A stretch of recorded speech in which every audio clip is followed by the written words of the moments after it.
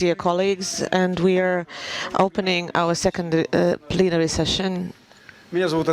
My name is Andrei Volkov, and I will be the moderator for today's session, which is dedicated to the eternal issue of efficiency and effectiveness.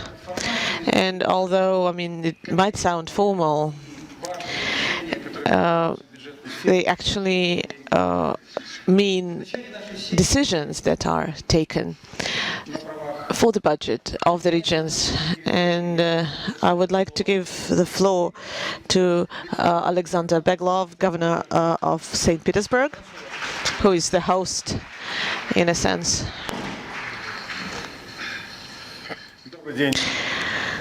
Good morning, dear colleagues.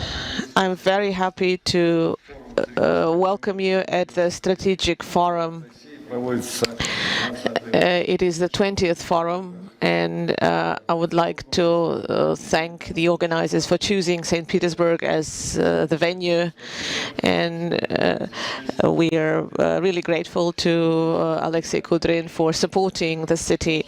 We have recently remembered the innovations introduced in the 1990s and in the early 21st century, and it has never been easy, and the issues we are looking at today's forum are also very relevant. We are happy to see what our colleagues in the regions have achieved, and we are happy to share our experiences. And our experience shows that strategic planning is an amazing instrument to avoid issues and challenges in the future. Well, St. Petersburg has always been the city which allowed for professional realization. It attracts people from regions, and it grows the demand for housing, and the scope of construction led to deficit in kindergartens, in infrastructure. We also saw challenges in the load that fell on the transportation system. And we have a strategy for St. Petersburg development adopted years ago. We have modernized the strategy, and we have applied the same practices that we applied in 1990s. Well, nothing actually changes in planning. It is the challenges that change, and each region faces new challenges. And in 2018, we have defined a strategy for St. Petersburg development as a city, as a smart, intellectual and comfortable city. We saw it is balance between residential housing and office buildings. We worked with the Ministry of Construction of the Russian Federation, and we managed to plan for balanced indices for St. Petersburg, balancing transportation, residential housing, etc. It's very profitable to build houses, residential housing, while the city has to be responsible for infrastructure. So if we don't have strategic planning, the city cannot, keep up with the pace of residential housing construction. Today we are building fast. When we started this program in 2018, the city suffered a deficit. We were short of 100 schools and 200 kindergartens. And today we can say that annually we have 20,000 more places for kids in kindergartens and schools, and only thanks to the strategic planning we're discussing today. By the end of 2025, we plan to build 168 educational establishments, including schools and kindergartens.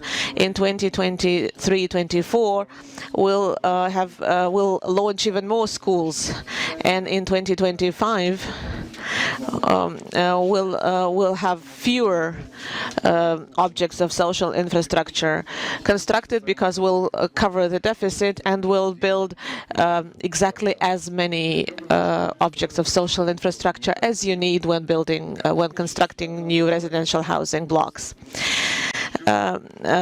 Today we have more square meters per capita. We used to have 25.5, and today we have 29.8 square meters per capita. The permits for residential houses building are only provided when the developers ensure that they're going to build a transportation system and social infrastructure. And in 2021, we have created the Urban Planning Committee, and it makes decisions on such issues. So the permits for new residential housing building were given together with 51. Were given to the developers when they ensured they were going to build 51 objects of social infrastructure. The will allocate over 625 billion rubles for social infrastructure, and the city had to earn this money. We buy the social objects from the developers or receive them as donations from the developers. Of course, we cannot make developers construct those social infrastructure objects all the time. We need to make it beneficial for them. At the same time, we have to balance this deficit of such objects. We are now working on the new city plan. The city is very complex. It has its own historical geography, and this task is not an easy one. We have permits for 34 million square meters of residential housing construction, and we have industrial land plots transferred or transformed into residential plots for residential housing. We should not create issues for the city, reducing the numbers of jobs when we're talking about industrial plots. Industrial land plots are provided with the infrastructure. They can be modernized, but of course we can have residential houses all over, but where will people work? Where will the industries produce whatever they produce? We need to create jobs as well. So when we're planning, we need to take into account the demands the city has. Because over the past decades, a lot of companies and land plots, agricultural land plots, have been privatized. Like in Primorsky region, we need to have 3 more metro stations, but we cannot build a metro without a depot, because the land belongs to a private person. So we need to have negotiations, and these negotiations are very tough, because we need to buy a depot to start building these metro stations. And I'm talking about strategic planning. When we do this, we need to understand what each and every region is responsible for. What kind of development they're responsible for in terms of transportation, energy infrastructure. Speaking about transport and then and transport architecture, we had more than 1 million people moving to the outskirts. And whether we planned it or not, I won't be able to say. People are moving. It's a fact. And we have to treat it with care, taking into account all the calculations. And we need to be very precise. This 1 million people, they have to be, they need to have proper transport infrastructure. They need to have jobs. We have a lot of people coming to the city. we need to when it used to be trendy to have studios and smaller apartments, which led to the reduction in social infrastructure. And once this or that block of flats or this or that area grows in numbers, you would need more objects of social infrastructure, and we didn't have those. This year, St. Petersburg is shifting to a new model of transportation. We have a new model of public transportation, and St. Petersburg carriers are buying new buses, more comfortable buses, more secure buses, and they're using environmentally friendly gasoline, and there we have launched more than 3,000 new buses, and we now have new bus routes that deliver people to the newly built housing blocks.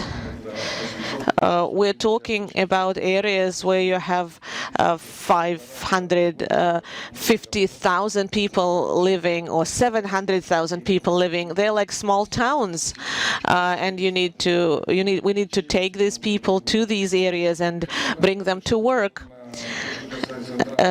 As for the transportation reform, there were a lot of discussions, especially when we shifted from from various types of gasoline to other types. We had those route buses. Today, we have well-equipped, air-conditioned buses. Those blue-colored buses, and we have this unified transportation system, and we can now provide services to the transportation companies, and we have signed agreements with them for 7 years, and their buses have to be, they have to run new buses. The buses cannot be older than 1 year.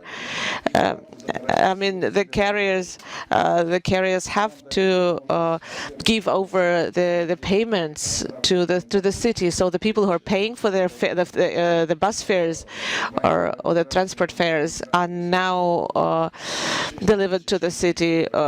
We have around 400,000 people working in the transportation. So now it is possible to pay for transportation online, and they use electronic cards and seasonal tickets, and it is for the convenience of our passengers. The business always would like to increase something, but we are now paying for the service. And the most important in this service is high quality servicing and following the schedule. Transportation is extremely important, not only for St. Petersburg, but for whole Russia as well. It is a hub, and last September, the president gave an order to create a hub in this region, and it is not only St. Petersburg, but Leningrad region as well. And on the basis of that decision, it was decided to build new highway roads and new intersecting roads.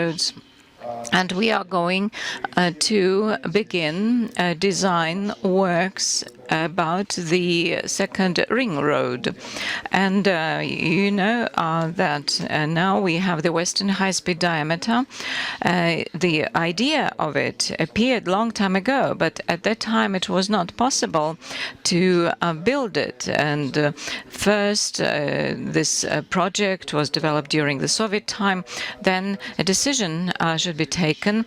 And I remember that decision was taken first about the ring road, and then they said that if we do both at the same time, the western high-speed diameter road and the ring road, then we would fail.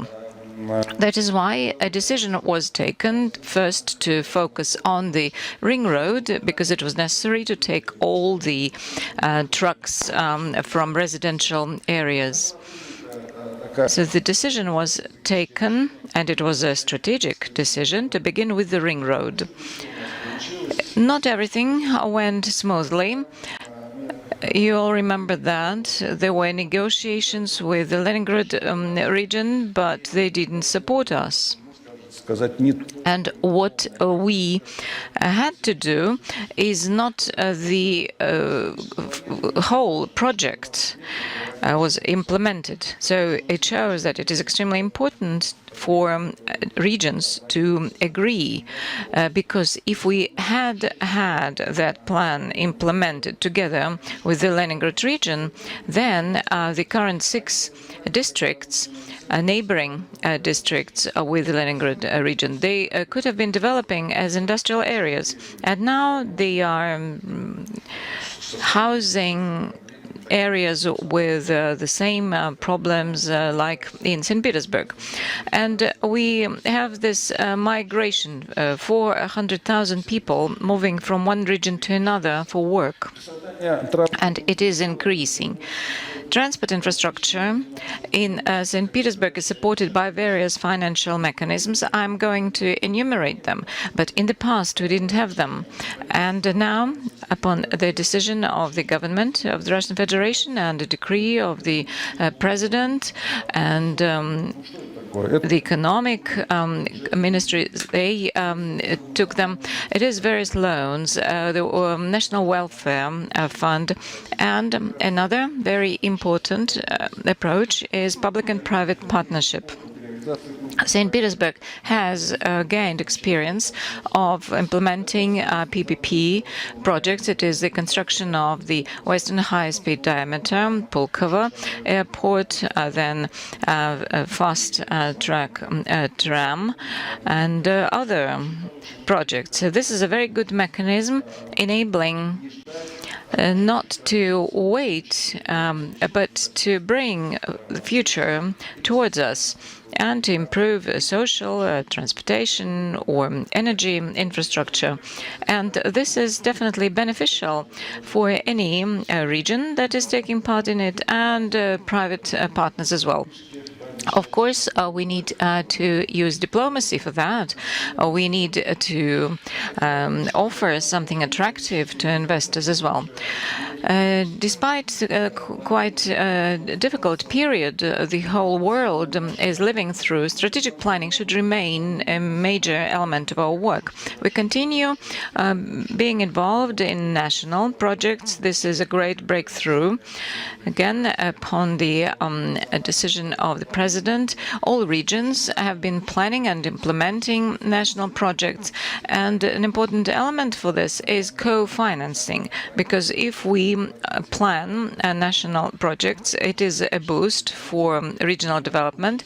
It is improvement of the quality of life of people in this region, and we cannot rely here only on the federal funding. So it's not that you go to the ministry and say, okay, we need this money, show us your papers, right? And all these documents should be well prepared, and the region should co-finance implementation of these projects as well.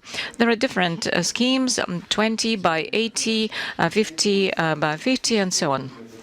And those who use this instrument of co-financing, and it is not easy for those regions, sometimes there's a lack of funds, but they do it. And it is one of the areas that has been developed by any region. Within the national projects, St. Petersburg adopted 41 regional projects. I would like to emphasize that together with the strategy of the master plan of the city development, national projects are the main document for planning of urban development of St. Petersburg. In terms of strategic planning, those examples that I gave you, like the ring road, it is extremely important to take into account financial opportunities of the region, because it could remain just dreams on paper, but then this design becomes obsolete and there are new ideas and so on. We always need to calculate what our abilities are. We need to use investment projects. We need to use mechanisms of financing at the federal level. Speaking about St. Petersburg, in 2018, we had 585 billion, and this year we reached the level of over 1 trillion rubles. I'm speaking about the budget revenues. And we believe that in 2022, it will be 1,350 million. So what does it give us? So when we move to the planning towards 2025, this will enable us to implement these plans.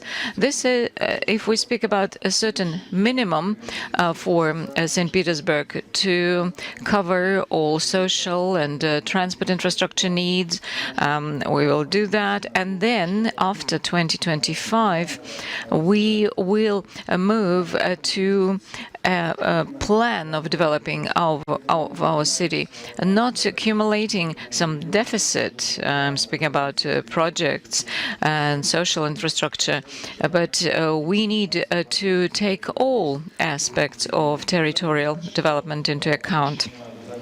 It doesn't mean that we shouldn't look into the future. No, we should do it. We should have a glimpse at 2030, 2045, and so on.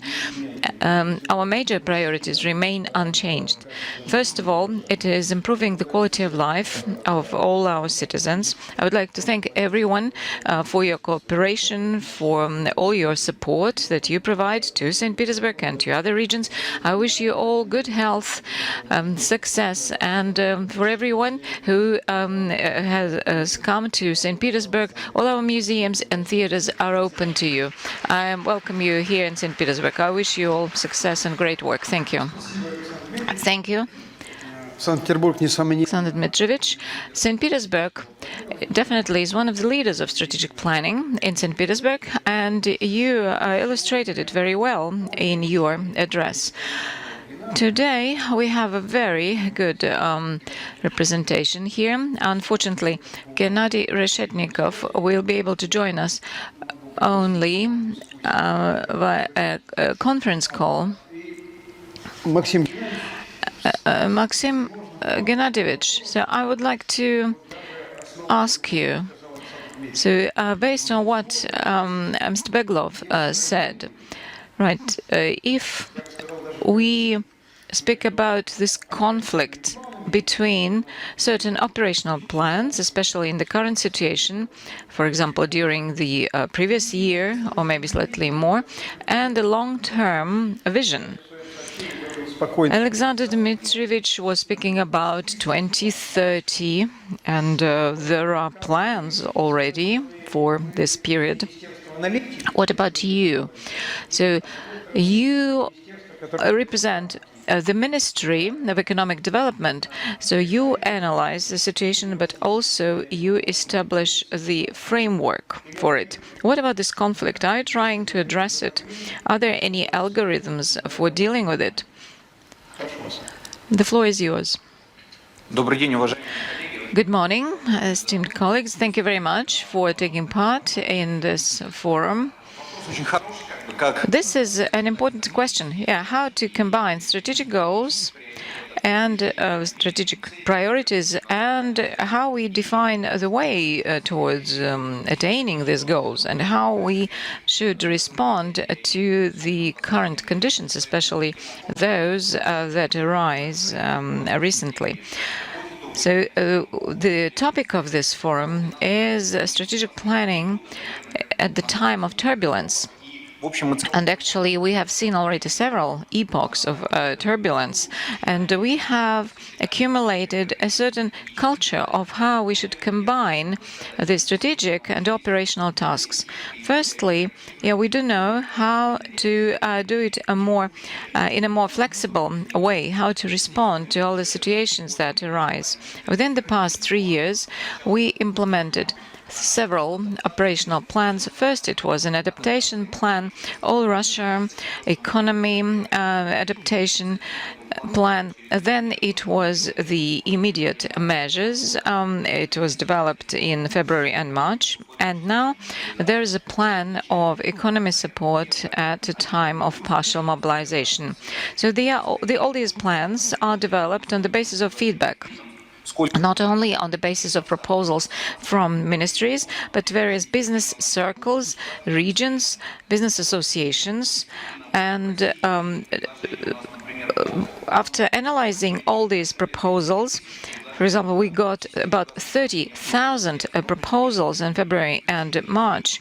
And then the key proposals were discussed by the Commission at the highest level. So definitely this improves the quality of the plans. We can speak about the all Russia recovery plan during the time of the pandemic, and it enabled us to reach results sooner. The second point is implementation of all these plans. And together with the State Duma and the Federation Council, we see that even the most complicated legislative initiatives are passed in a fast-track mode. And some complicated issues are discussed.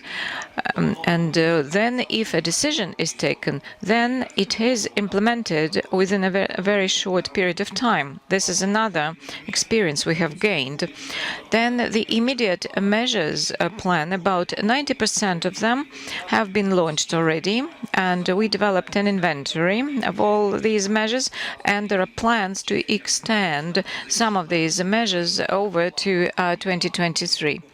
And now, speaking about the third plan, during the times of partial mobilization, all the measures, all the initiatives were considered during 1 week. So now we see that the quality of work within the previous years has increased enormously at all levels of governance. Another point. So when we move from the operational level to the strategic level, we did it again very efficiently. That was at the time of the COVID-19 pandemic. So when we finished up with the operational tasks, we moved immediately to the strategic planning level. So the national goals that were identified by the President helped us to clarify and adjust the list of national projects. Then we identified steps that could help us change the situation for the better.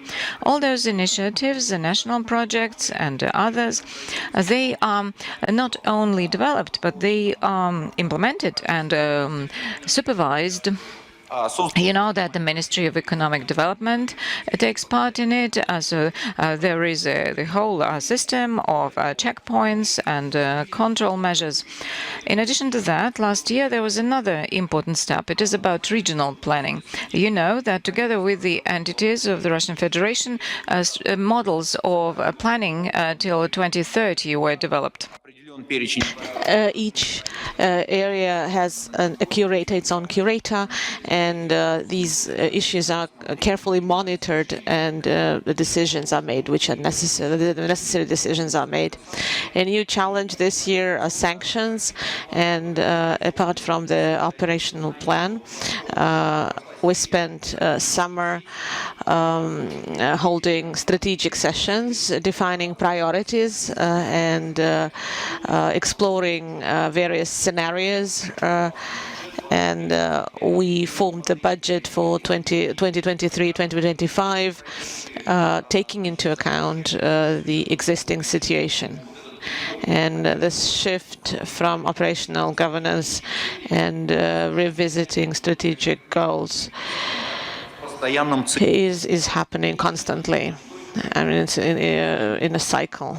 We implement various plans, long-term plans, and short-term plans. We develop the system for institutions and implementation of national policy with the audit chamber as a leader. We have reformed the national programs, and we changed the content of these programs. They have become more strategic.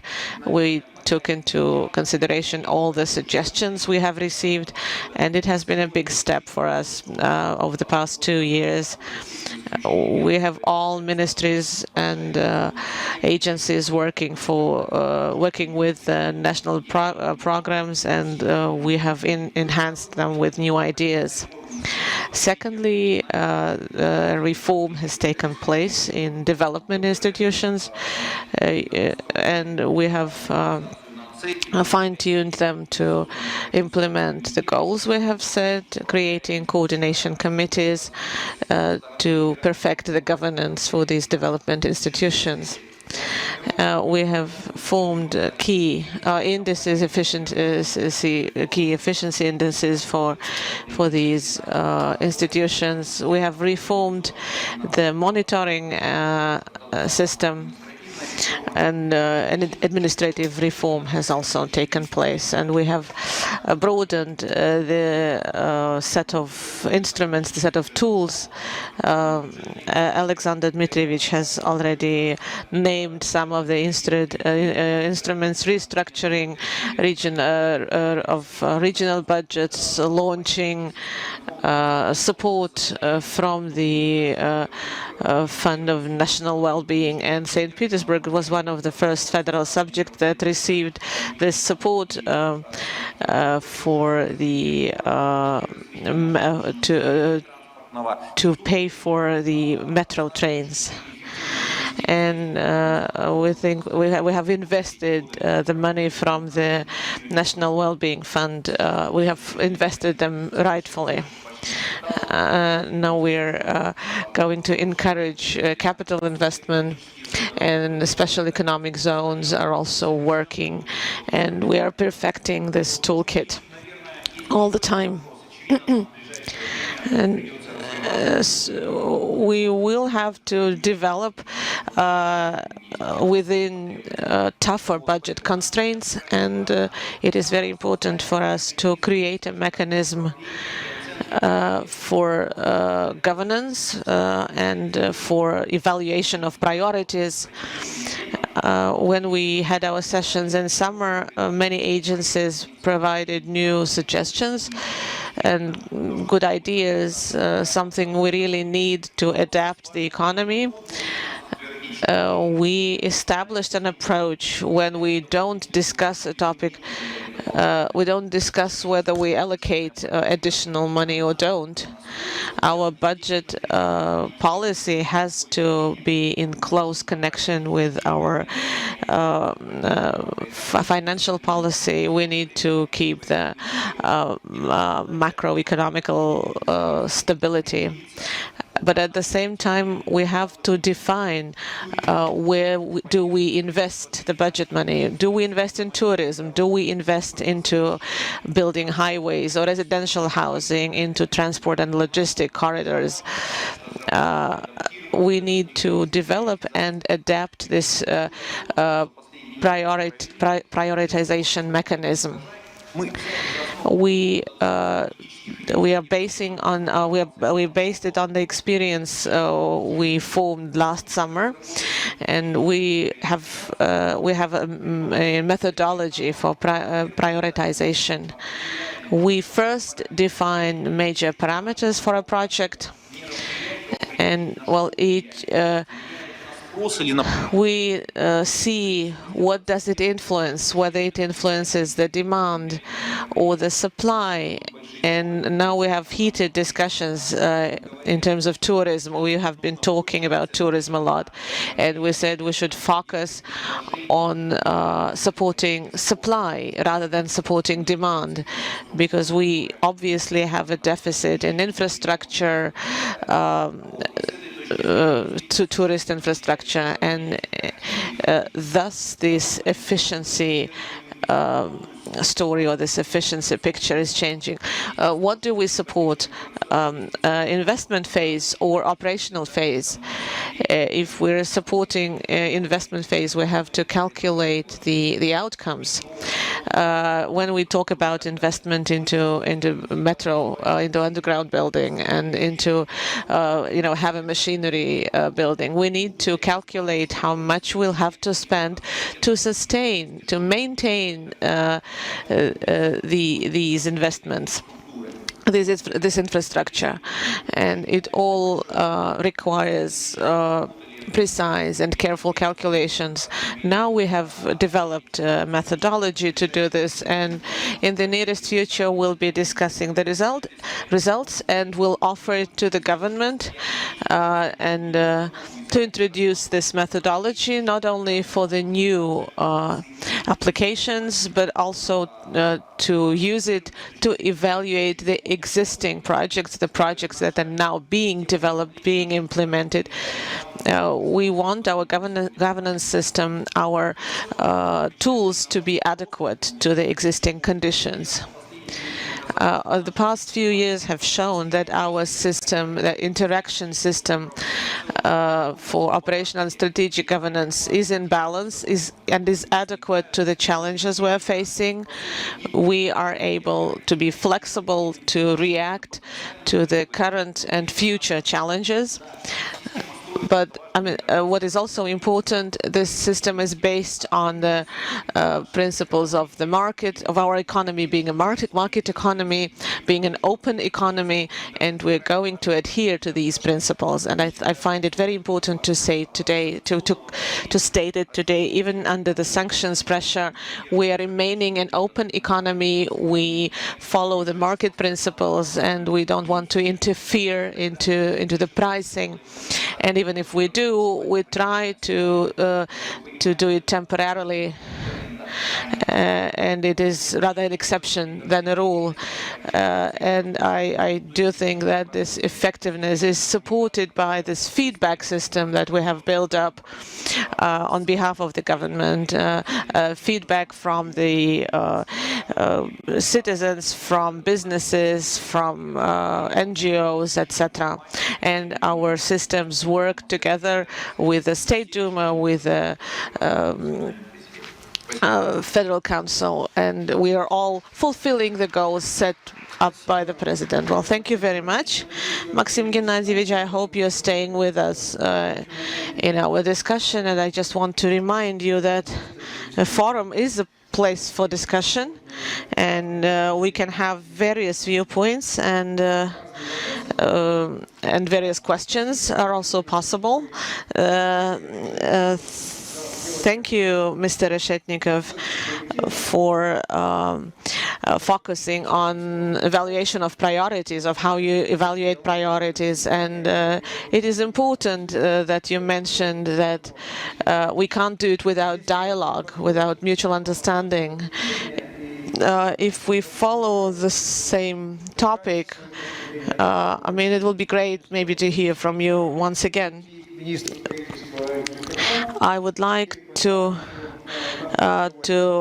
switch to Mr. Fayzulin, Minister of Construction, Housing and Communal Service. This is a sphere which requires major capital investment. We heard statements about underground metro construction, and construction is a multiplier. It launches a lot of various activities, so we need to build a lot. On the other hand, we face a challenge as a country, in the sense that when it has been built, once a facility or an object has been built, how does it live on? how do you maintain it? How do you make it sustainable? I'll just give a small example. We are now working on the campus construction for the universities. We're talking about major facilities that cost billions of rubles.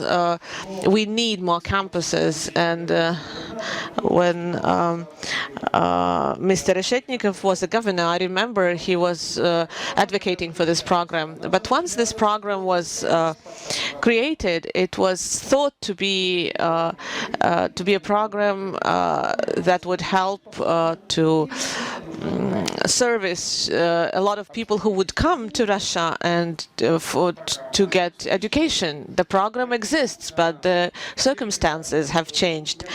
So, Mr. Faizulin, I have a question about multiplication. How can you evaluate at the initial stages? How do we? I mean, do we invest efforts into this or that construction project? Well, indeed, construction industry is a driver for our economy development, and this had been mentioned by our President Vladimir Putin many times. And if we're talking about 2021, we're talking about 4.4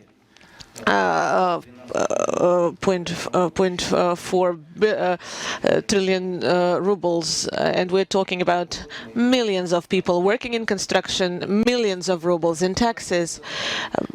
However, construction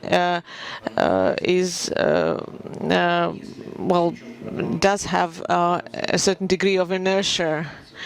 So if we're talking about a project launched, we'll see it implemented fully at least in 2 years. So investment in construction is a long-term investment. And on each stage, we have to monitor and to follow, to do follow-up. And this is what we as a ministry are responsible for. We are working together with the Ministry of Economy, with the Audit Chamber, and the Audit Chamber annually holds various events. Sitting close to Mr. Kudrin, I would like to thank you. Last year, we have discussed these issues, and the effectiveness of these events, we see it when we have to work with the changes today. Well, reducing the investment construction cycle, this is something we need to strive for. We have reduced in 2029 we had 96 procedures for investment construction cycle. Today we have 32. Getting construction permits, they are produced by municipal authorities, by regional authorities. This is something we have to work on. Well, the city planning mechanisms we have in our country are now being perfected as well, and we think we need to modernize the structure for construction documentation production or preparation. We have 5-year plans or programs in the strategy for the construction industry development 2030, and we have discussed the parameters with all the regions, with all the industries, like you mentioned, the campuses, for example. On the whole, the universities need those campuses to be built, I mean, regardless of the changes in the educational strategies. And if we're if we're talking about particular projects or campuses, like you mentioned, each project requires a concession. If the concessionaire is working within the same economic model, they're still going to invest the money. And our ministry is also choosing the regions. Where do we invest the federal money? And we have a lot of applications, and today we have over 70 applications from the regions for supporting the investment projects for campuses. Definitely. Today, the reduction of this cycle of urban planning cycle is leading to the situation when we can combine the master plan documents and the new rules of land use and development. They should be combined in one document, and then on the basis of strategic planning results, we can identify short-term, for example, maybe for 5 years, plans that need to be implemented. This will enable to respond faster to all the tasks, and this will give us both the design package and the construction permit as well. Within this work, we developed the Institute of Spatial Planning. It works under the Ministry of Construction and Ministry of Economic Development of the Russian Federation. Within this historic period, we have used it for new areas. And using this opportunity, I would like to express my gratitude to Alexander Beglov and to Alexei Texler for all the work that was done together with St. Petersburg in the town of Mariupol. A lot of housing and cultural and other buildings should be reconstructed. Recently, some work on the reconstruction of the Philharmonic Hall was completed. Thank you for your contribution. Then Volnovakha, again, another town where builders from Chelyabinsk work. So we are moving along these lines. Of course, planning and design work quality, this is extremely important, and this is a task both for the federal center and the regions. And if we speak about the comprehensive program of construction for 5 years, so these are like combined state programs for 3 and 5 year periods. We recommend to regions on the basis of the new product of the Ministry of Construction together with the state expertise inspection. It is the platform with all the documents in one unified base. And we are together with this organizations, we provide these standard design solutions, and they become the basis for the regions taking decisions for specific projects and works. Of course, today we recommend all the regions to professionalize the client work. So now we have such a unified approach. So when the entity initiating certain projects, it works with ministries and various top organizations. So if we have this unified initiator, this unified center, then we see that better quality terms of reference are provided, and this prevents from making projects more expensive. And of course, we need to keep in mind that 2022 is a time when the prices for construction and building materials are volatile. And there was a decree 1315 that enabled to make it possible to allocate more funds to those projects that became more expensive. One of the major tasks for the current situation is digital transformation of this sector and using mechanisms of digital technology for all stages of this cycle. Thank you very much. Thank you, Mr. Faizullin. On the basis of what you said, and on the basis of the previous speakers, now I would like to ask you. So we heard about priorities. So my question to you is, do you think that the priorities are unchanged, that they are carved in stone? And this is when we look at the federal level. And we also need to take a look at regional priorities. There is a certain vision in regions, and this should be aligned to the federal priorities. So my question is, okay, what is possible for the regions? How can they specify their desires? Sorry, can I clarify this question? You speak about the regions. Which region? Any region. I'm speaking about any region. Can you remind me what we are? So this plenary session is called efficiency and results of strategic planning work. Thank you. Thank you for inviting me.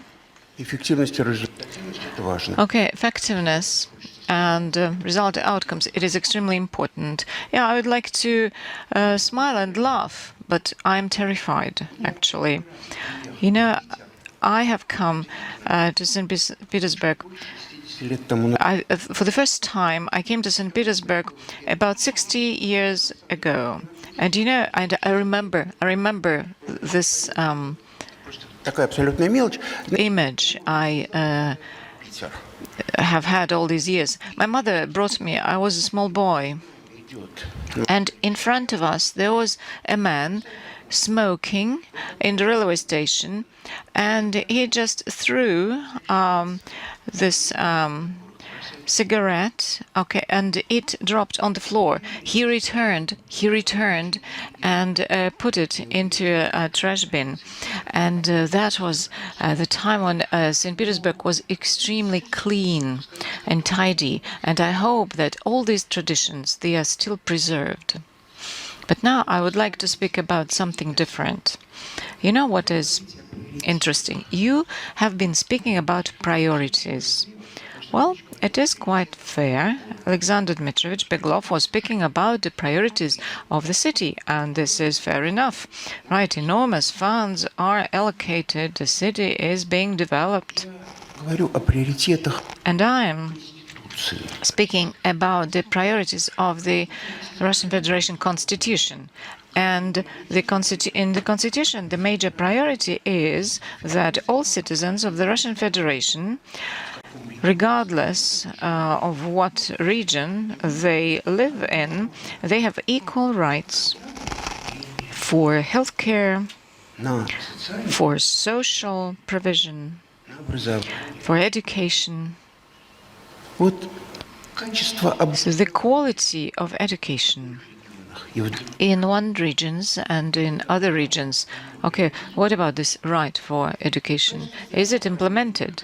And what about the quality of healthcare? I know how many complaints there are about healthcare in Moscow and St. Petersburg, but if I speak about some region close to Baikal Lake, so I could have said the Jewish autonomous region as well. So is it the same? Is the quality of healthcare the same there?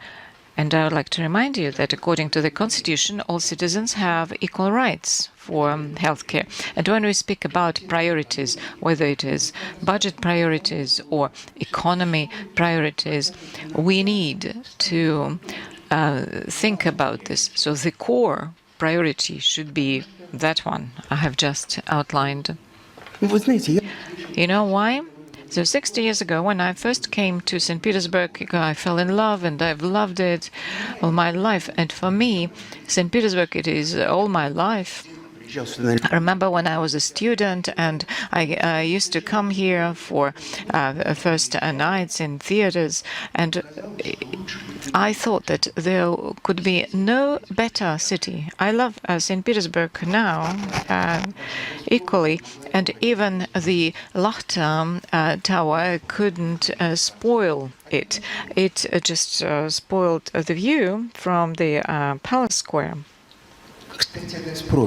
Well, speaking about Gazprom, if they build the second tower, then there will be fewer tax revenues from them, because they will be spending their money on this. Alexander Dmitrievich Beglov was absolutely right when he referred to the historic development, and he said that it was important for two regions to agree on something, and if they hadn't done it, then there would be consequences. And when we speak about strategic planning, it means not only two regions, but there should be more of them, because otherwise this planning wouldn't be planning of the country, but it will be planning of specific regions. Maybe it is extremely important for that specific region, and the country believes it is important, but it is not for the whole country. Mr. Faizulin was saying that, okay, very new effective mechanisms and instruments are used, and regions can build something now that they didn't have funding for. When this new mechanism was developed, okay, when 500 million was provided, but every region said we need that, and now it is a trillion already. Okay, it was 184 billion, so that was allocated in December of 2021. So out of trillion. And can you imagine? So at every meeting, we discuss these applications from the regions. And, you know, every time we see, well, this was not a real project. This was something, you know, from science fiction. It was just a desire and a dream. So, you see, we report that, okay, there is 1 trillion rubles allocated for this program, but at the same time, in practice, not much has been used for implementation. So I believe we need to report about the results and outcomes, and not about just existing potential programs. So we have a plan for 2030, and now we have supervisors for that. Yes, so are we saying that, okay, that's enough? And maybe it was in main news that we do have a plan up to 2030, and there are supervisors of that plan who will be monitoring the progress. Right. What about some other speakers who haven't spoken yet about anything? There's nothing to discuss anymore. So in this situation, for example, we've been saying, and this is absolutely fair, what the governor of St. Petersburg said. So when all these plans are presented, and actually Mr. Beglov, they just confirmed what I was saying. So they need to estimate how much funding they have. Okay, there are different co-financing schemes. 80-20 or 50-50. Let's have a look at Omsk. Omsk is just for an example. It can be any other region. I'm just taking figures from my memory. I think its limit is like 5.3 billion. And then you have St. Petersburg. Their limit is 32 billion.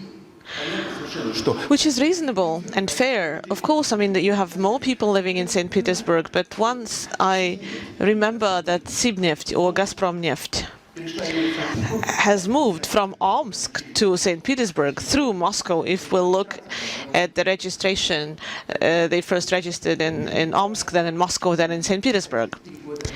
And they've compensated 3 years money to Omsk. And hence the question, whether Omsk today, and there are people living in Omsk, do they have projects? And when the president made his speech about the infrastructural project, what do we do with the regions, cities that don't have these projects? Not because they don't have the money, not because they don't have experts, they don't know how to put these projects together. And we've been, the regions don't know how to, use their head, not only their hands. They know, they've been governed from the top. If if you're living in a town or in a city, if you want to have, a playground built, you have to apply to the federal center, because the federal center would look after it. Would control, would monitor whether this playground would be built, or sandbox or whatever. Because people know they cannot apply to their regions, they can only apply to the federal center. The president has said, well, go help them prepare these projects, these infrastructural projects. And then the distribution will not only be for those who have their projects ready. Well, St. Petersburg always have these projects ready. You can finance them right away.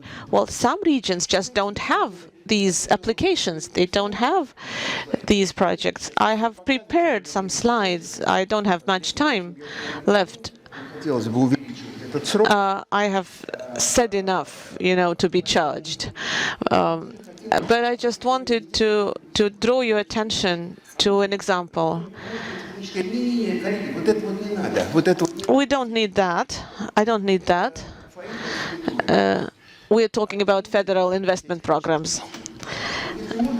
Can I have a slide, eighth slide, number 8? Can I have the slide? Okay. Thank you very much. Well, federal investment, I don't need federal investment project. We'll talk with my colleague from the Ministry of Construction. Well, leave it at that. We have a gap in the budget provisions for subjects. We have like 10 federal subjects which are best provided for, and we have 10 worst provided for. And to balance them in 2016, we had a difference. Well, they were different 5 times. 5 times different. Let's look at 2022. Before we balanced them, they were like 6 times away from each other. This budget inequality, as a result of our policy, it's not reduced, it grows. And we get back to the topic I started with.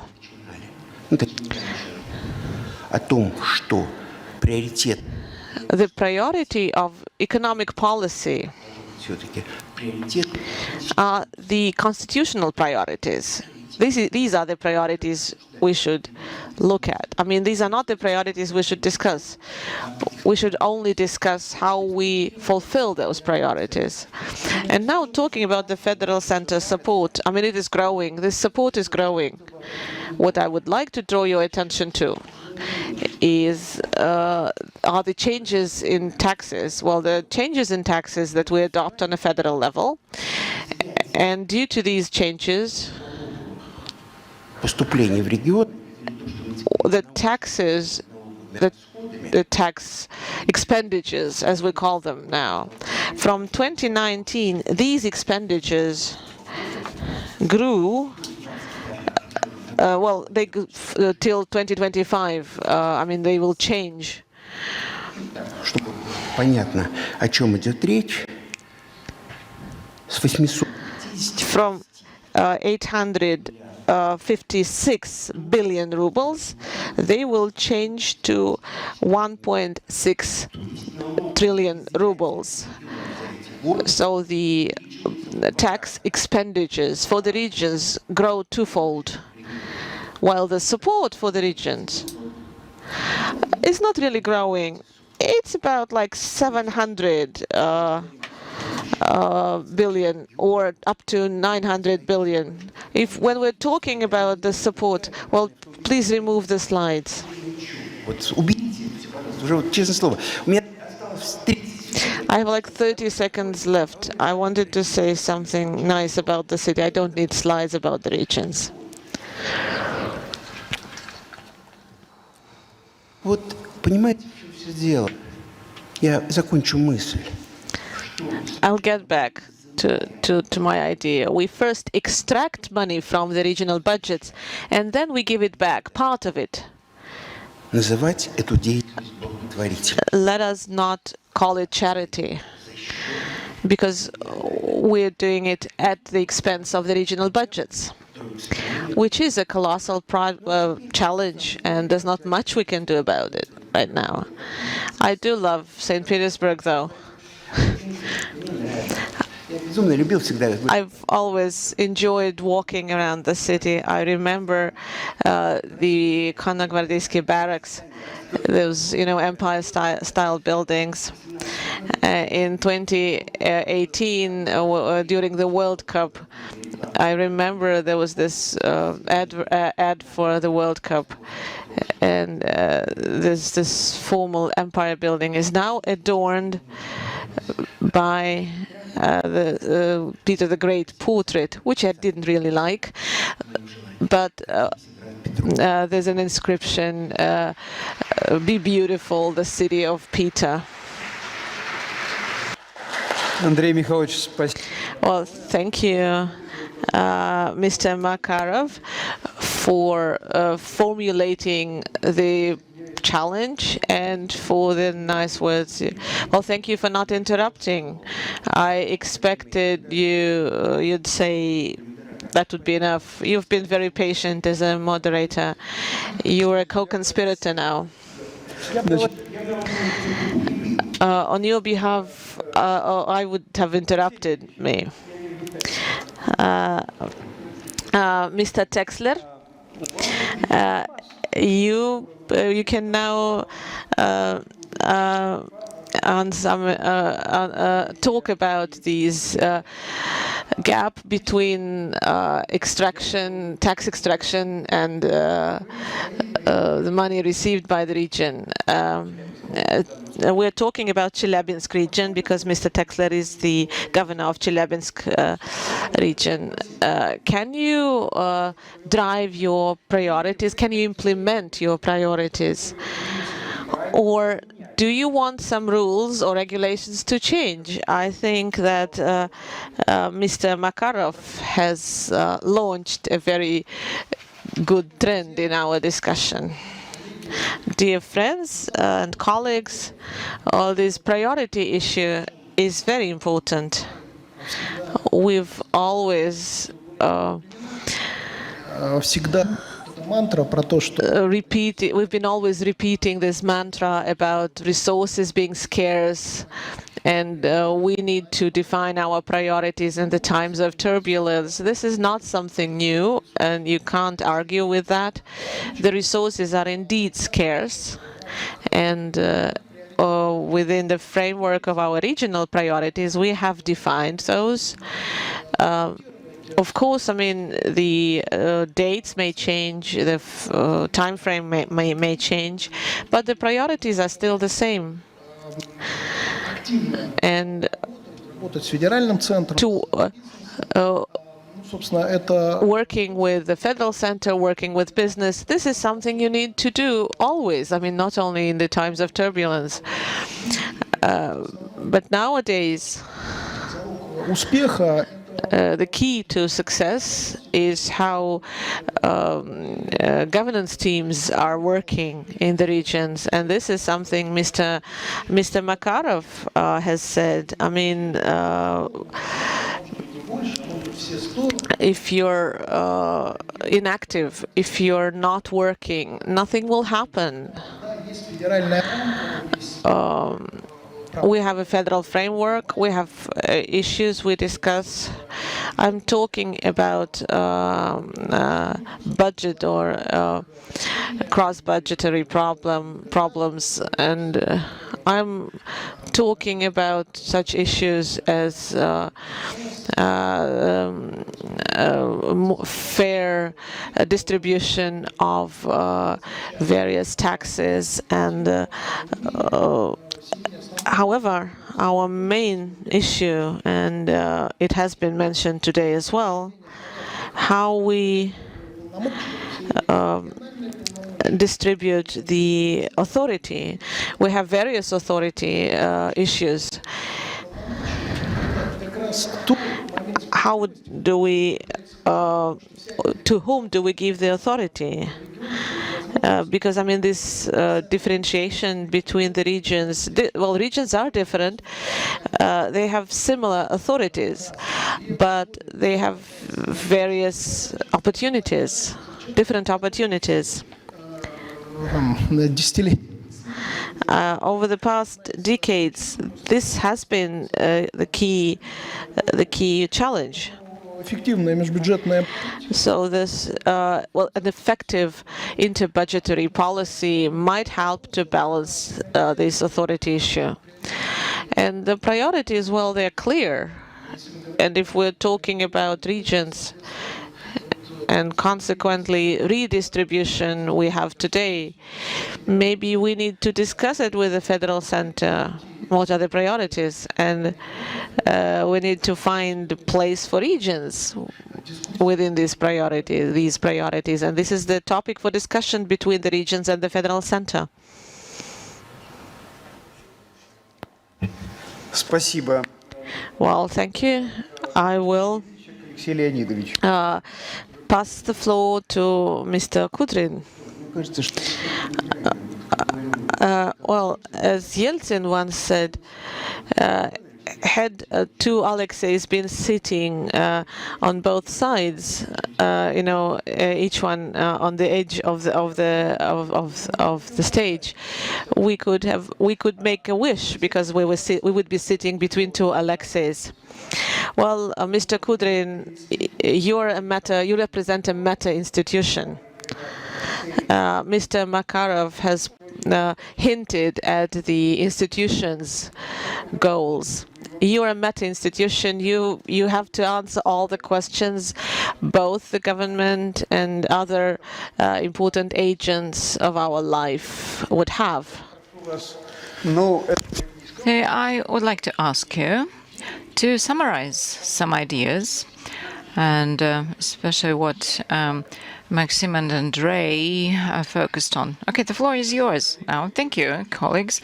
First of all, I would like to welcome all the colleagues at the 20th Forum. So we have a long history already. And unlike this in Petersburg Economic Forum and other forums, this is a working forum for those who are involved in urban planning in regions of Russia. So this is the venue where we work and we discuss cases, specific projects, implementation of all these projects and programs, and so on.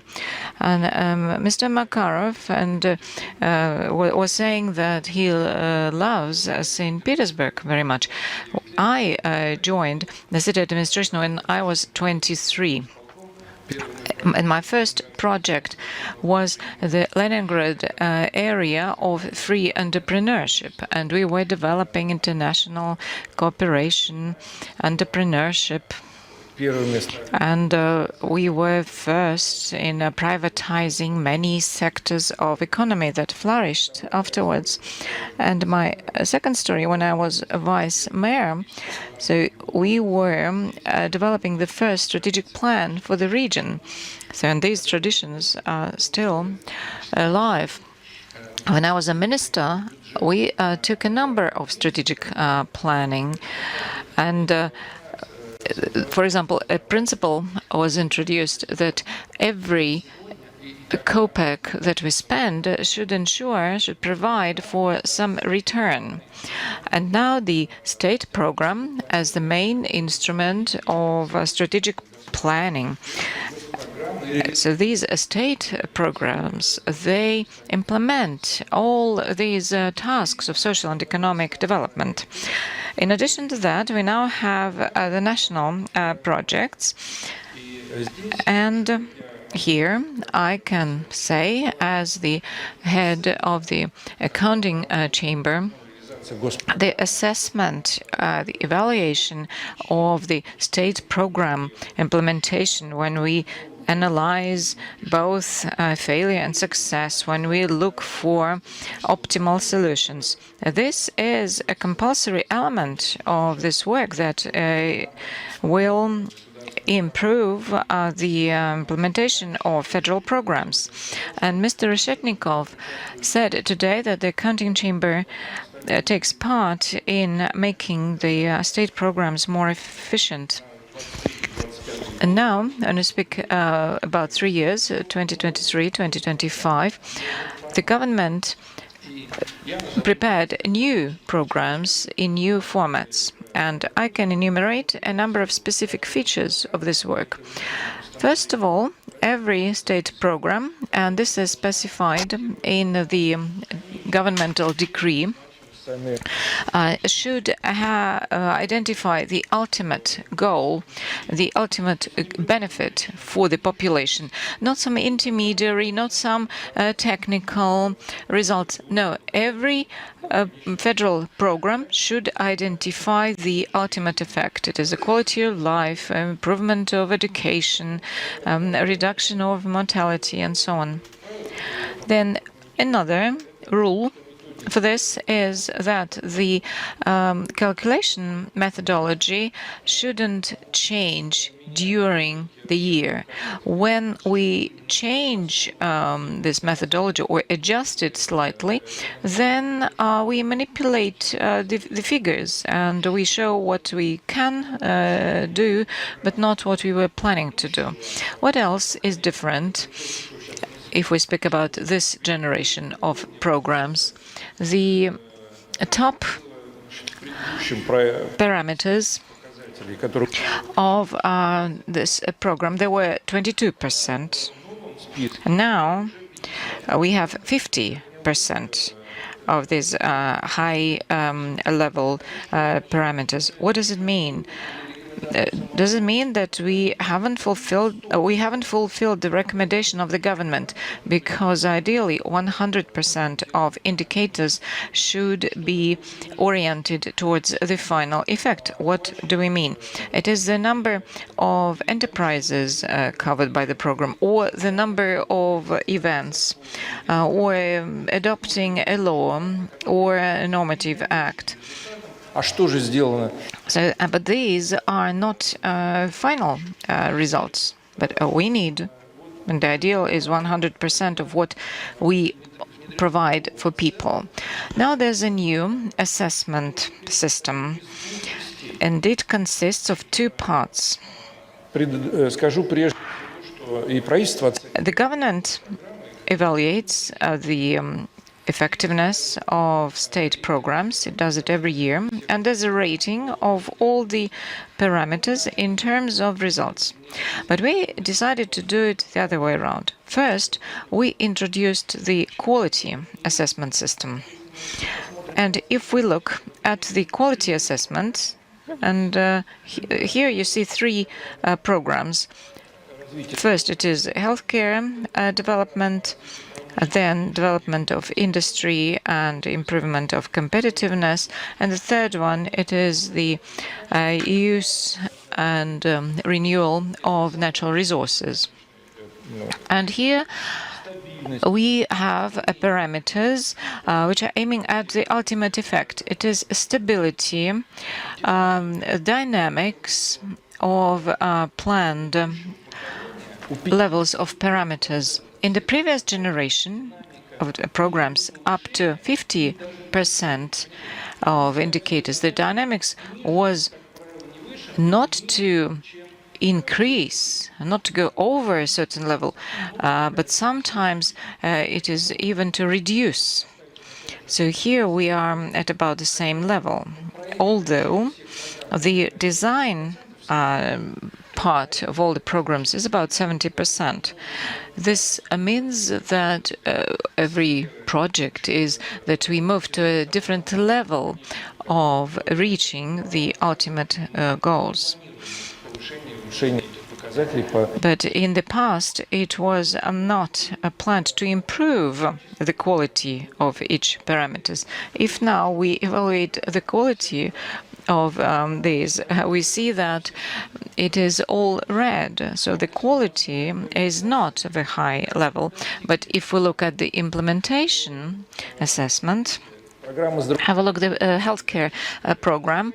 Okay, here it is more difficult to comply. But the third program, it is renewal and use of mineral resources. See, it is doing much better. And when we finally assess the program, we will be looking at this. So there's a new approach. It was introduced in summer, and we prepared a report to Parliament, and it was in line with our work related to assessment of budget expenditures and programs implementation.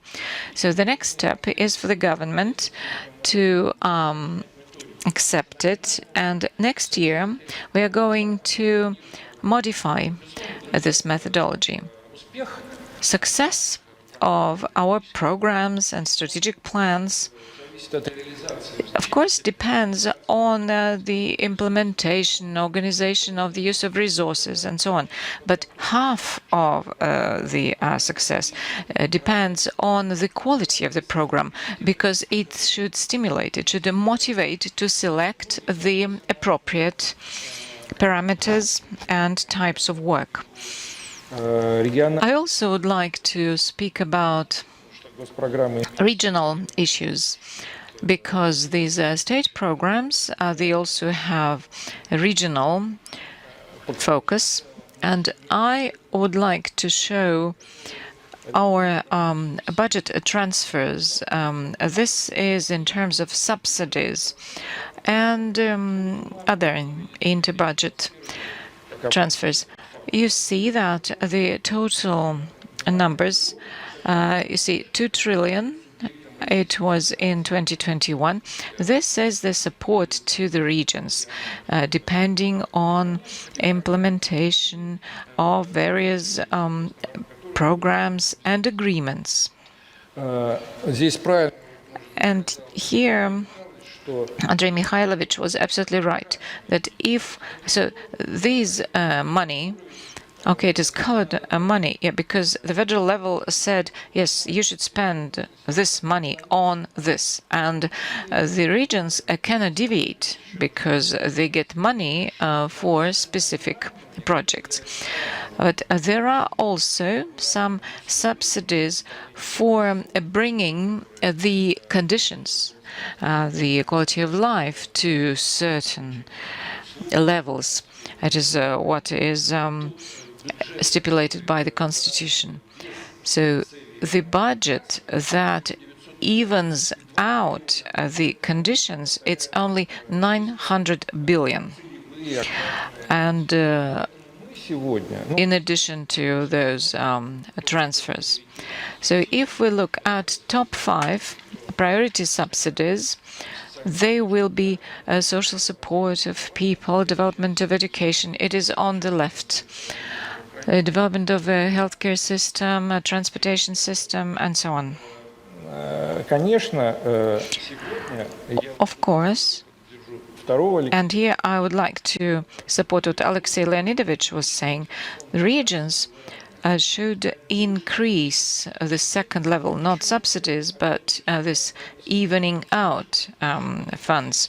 And I hope the government will hear this. Just a second. Since 2023, it will be possible to get a unified subsidy. It is a new notion within the state program. So when it will be possible to identify a common goal and not to link subsidies to specific regions. So there will be goals of a more general level. And this will be the first step. This is an intermediary step for developing and expanding the abilities of the regions.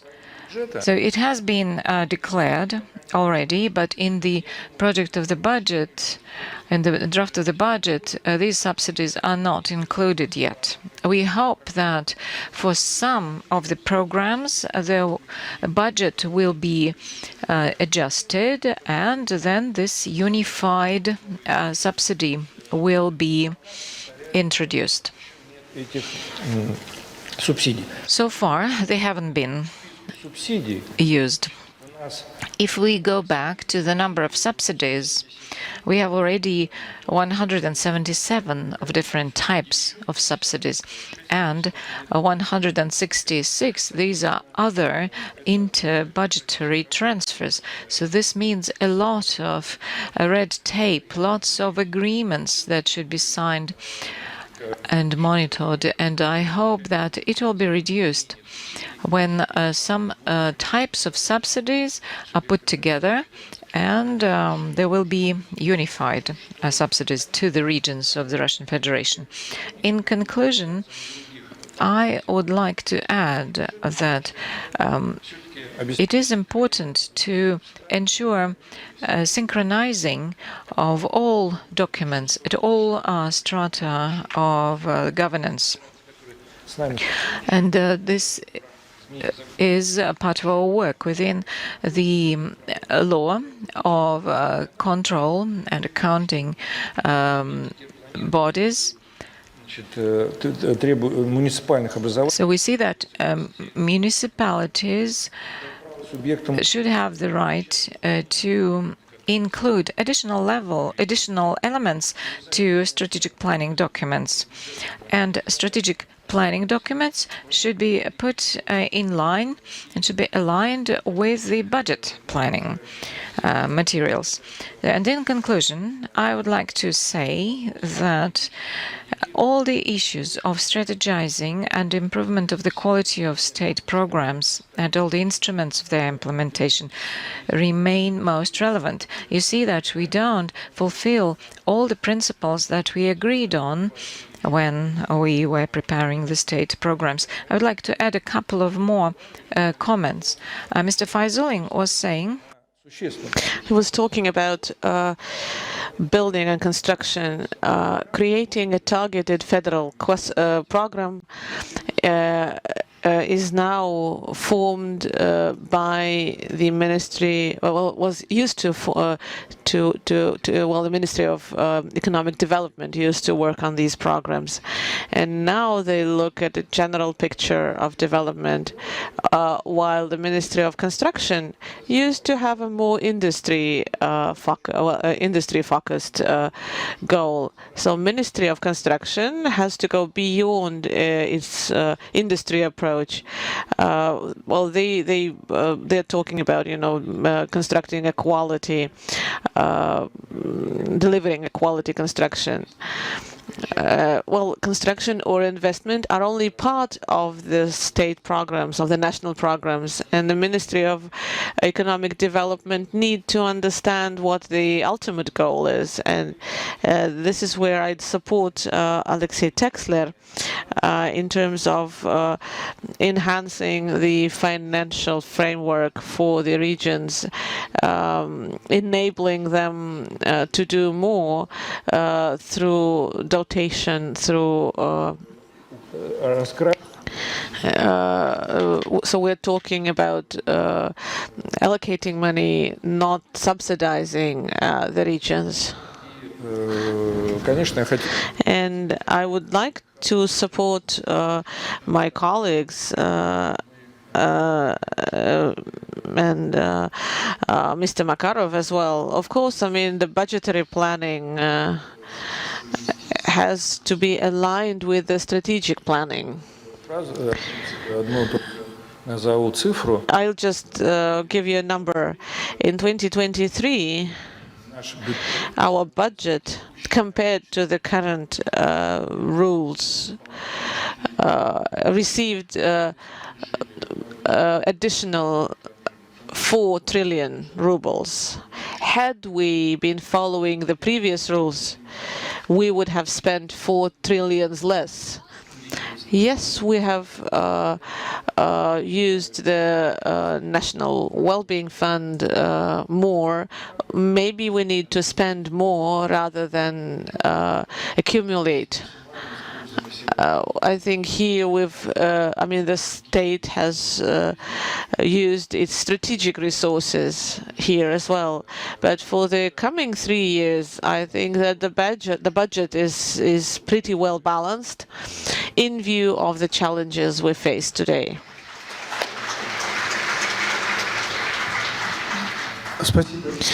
Thank you, Mr. Kudrin, and thank you for referencing our colleagues' points of view. We now have time for a couple of questions from the audience. And if the panelists have questions to each other, they're also highly welcome. They obviously had some a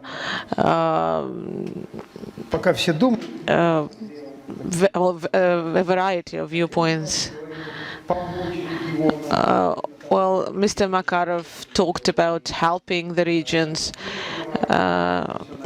and about lack of experts, and Mr. Faizulin talked about lack of experts, and Mr. Texler talked about teams. So we're now talking about human capital.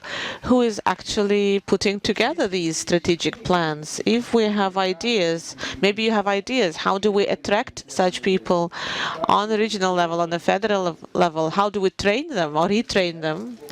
And it's a very dynamic process. We need to train them constantly, and how do we keep them in place? So we're talking about HR policy and key issues of the HR policy. If we're talking about the professional basis, about the expertise, and I'll be really grateful for your suggestions and maybe statements or arguments. I think only Mr. Kudrin can answer this. I mean, it's a self-evident. I'm afraid I won't be able to give you a full answer. The more freedom federal subjects have, the sooner they will need to learn the best practices. Some regions have amazing strategies, very good development programs. I remember I worked with Tatarstan. I think it is a very well thought through strategy. It was prepared together with St. Petersburg experts. And there's a number of federal subjects that are successfully working on their programs. Today I'll be in the panel that will be dedicated to methods of planning on identifying the factors that influence those and helps to adjust the project. Well, the audit chamber conducts a competition. Ministry of Economic Development, the Ministry of Construction showed amazing potential. They have very good experts who can apply best existing modes of planning, and it is very important for the effectiveness of the regional governments, but the quality of planning, understanding the development factors for each specific region. In the regions,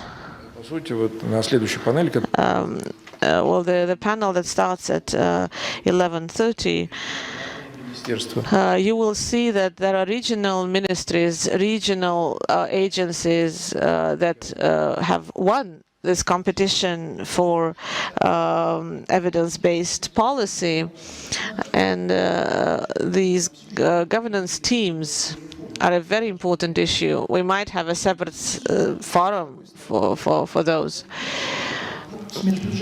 I would look at it from an interbudgetary point of view. We have mentioned today that there are some regions that are limited in their opportunities in terms of social and economic development for various reasons. And they have issues with governance teams. And this is where we need to work more with the federal center. Federal center needs to work with these regions, aid them on a regular basis, curate them.